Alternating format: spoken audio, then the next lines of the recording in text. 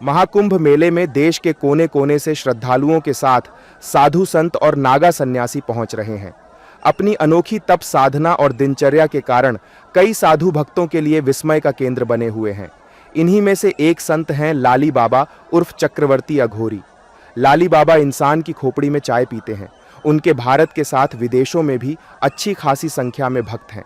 उनके कई भक्त महाकुंभ में पहुंचे हैं। लाली बाबा बताते हैं कि वे महाकुंभ में स्नान करने नहीं, अन्नदान करने आते हैं। यहाँ पर मेडिकल कैंप लगा है। बनारस से 4 डॉक्टर और उनके सहयोगी सेवा करने के लिए आए हैं।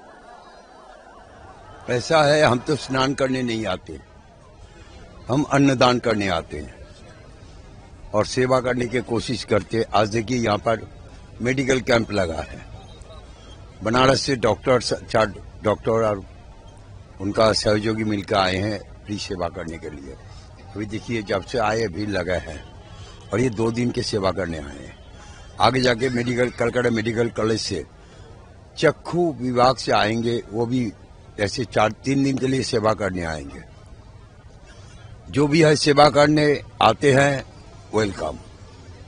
गोदारा अखाड़ा में उनके लिए रहना खाना पीना सब सुविधा मिलेगा क्योंकि वो सेवा करते हैं। लाली बाबा की अन्नदान की तपस्या है जो 2007 से चली आ रही है। वे 2013 महाकुंभ का एक किस्सा सुनाते हैं, जब एक साधु ने उनसे प्रश्न किया था कि वे स्नान नहीं करेंगे तो फिर क्या करने आए हैं। इसके ठीक बाद कुछ ऐसा हुआ जो हैरत में डालने वाला है। देखो, मेरा तपस्या है, ये ठान लेके रखे अन्नदान का 2007 से चल रहा है। तो 2013 में एक बार हुआ था। क्या दुनिया में बैठे हैं, सुबह में आया है, एक आया हुआ है, गुरु जी स्नान करने नहीं जाएंगे संगम में? अलो नहीं। फिर स्नान करके आया, बोला आप क्यों आते हैं, स्नान करते नहीं है? अरे तक मेरा भजन में शक्ति रहेगा तो खुद आसमान से आकाश गंगा आके स्नान कराएगा। 2013 का मौसम भूल गए। मौनी अमावस्या के दिन क्या हुआ था, 12 बजा गरज बरज के साथ भयंकर बारिश शुरू हो गया। पूरा तिल पर फटके सिर में, उसके बाद धुनी में, बस हो गया गंगा स्नान। आकाश गंगा से तो कोई स्नान नहीं कर पाया। साधु क्यों बने? इसके जवाब में लाली बाबा कहते हैं कि यह पूर्व जन्म का कर्म फल है। पूर्व जन्म में कुछ गलती की जिसकी वजह से फिर से जन्म लेना पड़ा। उनके कई विदेशी भक्त हैं जिनके बारे में वे बताते हैं कि वे विदेश जाकर आध्यात्मिक शिक्षा देते हैं। आप क्यों जन्म लिए बोल सकते हैं? बोल नहीं सकते हैं ना। तो फिर साधु बने हैं, ये पूर्व जन्म के कर्म फल है। पिछले जन्म में भी साधु थे, फिर कुछ गलती किए जिसके कारण इस बार आना पड़ा और दोबारा नहीं आएंगे। फिर दोबारा अगले जन्म में आके पूछ नहीं सकते हो जो क्यों साधु बने हो। जो रियल होता है उनके पास होते हैं। हम विदेश में जाके शिक्षा देते हैं। तो अभी आप बोलिए तो इंडिया में कहाँ पर है स्पिरिचुअल यूनिवर्सिटी है कोई? हम ऐसी शिक्षा देते हैं। विदेश से अमेरिका से आके दोनों भाई बहन बोला ये है स्पिरिचुअल यूनिवर्सिटी और हम विशेष तौर पे सिखाते हैं। अभी देखो, अभी ये साधु उम्र में रिसर्च कर रहे हैं। देखो वो जो देख रहे हो उसमें राशियल लैंग्वेज में भी लिखा हुआ है कि ऐसे पूजा करेगा। तेलुगु में भी लिखा है, संस्कृत में, इंग्लिश में। तो जो आएगा सबके लिए। नेशनल भाषा क्या है? हिंदी। International English. जो शिष्य रशिया से आते हैं उनके लिए है। जो तमिलनाडु तेलंगाना से आते हैं उनके लिए तेलुगु है। तो जैसे देश वैसा भी है। लाली बाबा आध्यात्म के साथ साथ कई भाषाओं के भी जानकार हैं।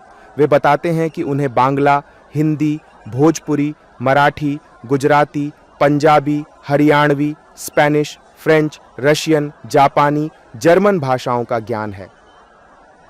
गिनती नहीं करते। जैसे बांग्लादेशी, बांग्ला, हिंदी, भोजपुरी, मराठी, थोड़ा थोड़ा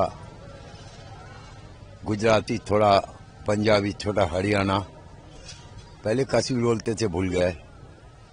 इसके अलावा स्पेनिश, फ्रेंच, रशियन, सब भाषा आपको आती है? थोड़ा थोड़ा आता है, और जापानीज ये सब थोड़ा थोड़ा आता है।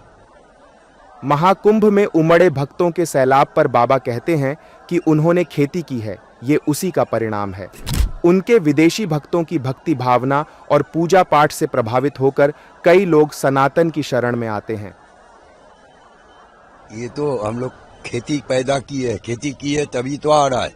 इस बार गए थे 29 दिन के लिए, 70 मुसलमान को क्रिश्चियन को हिंदू बना के आए, वो सब आ रहा है, साथ में उनका और आदमी लेके आ रहा है। तो किसका हो रहा है? हम लोग ही कर रहे हैं। सनातन धर्म की जय हो। विदेश में जाके मेरा आश्रम है रसिया में, तपोवन में, और जो जो मेरे पास से सीख के गया वो भी साथ में ले आता है, क्योंकि उसके पूजा पाठ देख के, भक्ति भावना देख के दूसरा आदमी प्रभावित होते हैं। या मेरे ऐसे ऐसे शिष्य है जो ऐसे पूजा करते हैं, ब्राह्मण देख के हैरान हो जाता, अरे ये कैसा पूजा किसने सिखाया? तो वो भी एक बात है ना, क्योंकि वो लोग को सही तरीके से गाइडलाइंस देने वाला बहुत ही कम आदमी है। मंत्र तो दे दिया, सनातन धर्म के बोले तुम मेरे शिष्य है, उसका पूजा पाठ सिखाओ, कर्मकांड सिखाओ, अपना अखाड़े के परंपरा सिखाओ, तभी तो आगे बढ़ेगा, नहीं तो कोई फायदा नहीं होगा।